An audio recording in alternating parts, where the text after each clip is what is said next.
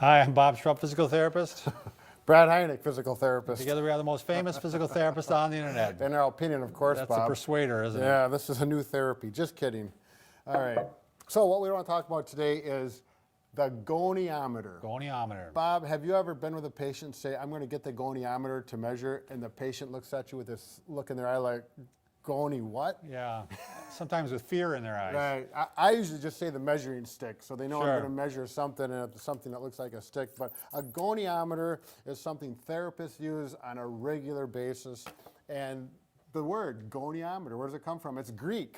Okay, gonia means angle, and meter is metron in Greek for measure. So we're going to measure angles, and that's simply it. By the way, these are also called linear protractors. Oh, really? Yeah. Just another one. Yeah, I know But we lots can't, of things. yeah, we call them goniometers in our Right. world. So I've got some samples of some. We've got, this is a real common one we have. Can you see this, Lonnie? I like this one because it's white Right. and I can see it. See the numbers really Yeah, well. when I was 30 That's years the old. one I like this one. When I was 30 years old, this is the one I had. I even put my name on it. I bought it when I first got into the clinic, which was a real weird thing. Everyone thought, why are you buying your own goni? It just made sense to me. So, but this one is actually easier for me to see. Now, occupational therapists oftentimes will use these Smaller ones because they're working with joints. Here's a little baby one, isn't that cute? And here's an older one. It's a steel one.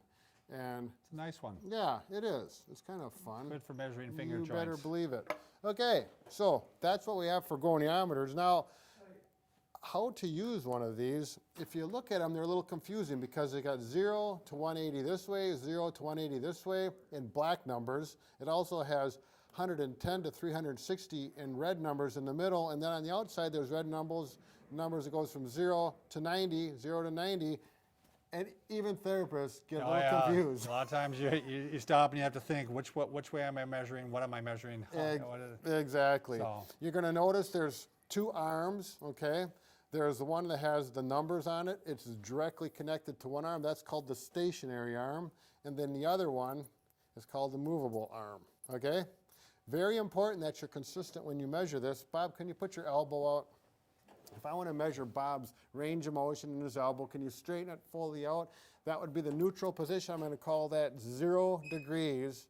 So I know right here it's 0. Bend your elbow wherever you want to, right to there. And let's see. Now, this is a part. It says 72 here, or it says 110 there. Right. I know that's not 72 degrees, that's 100. Right. Or 112, actually. Right. But, You know it's past 90, right. so it's... It does take a little bit of practice to get good with these. Right. Okay?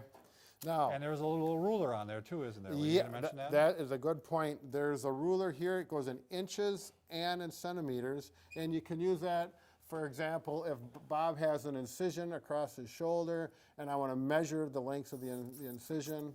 Now, it starts at 1 centimeter here, but it starts at the end of it. So I know if I want to measure from the neck over, I just touch there, and that's the beginning of the ruler. Okay, so that I use it can a be- lot for pressure sores, measuring, or if there's an area of redness and I want to see if it's growing or shrinking. Right.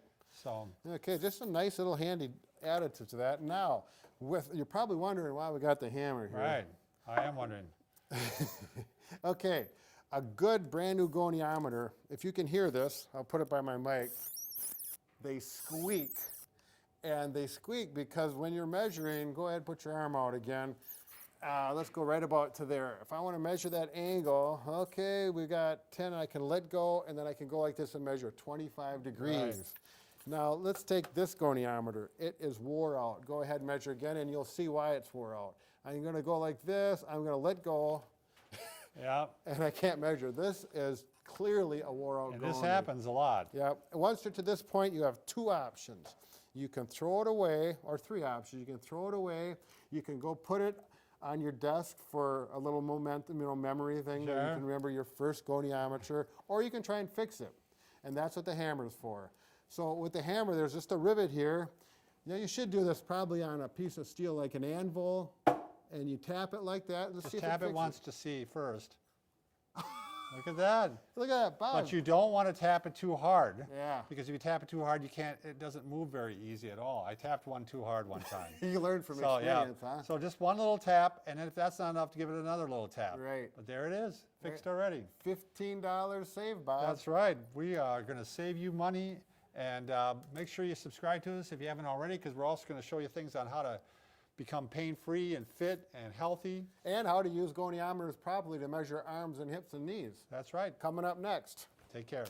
Oops.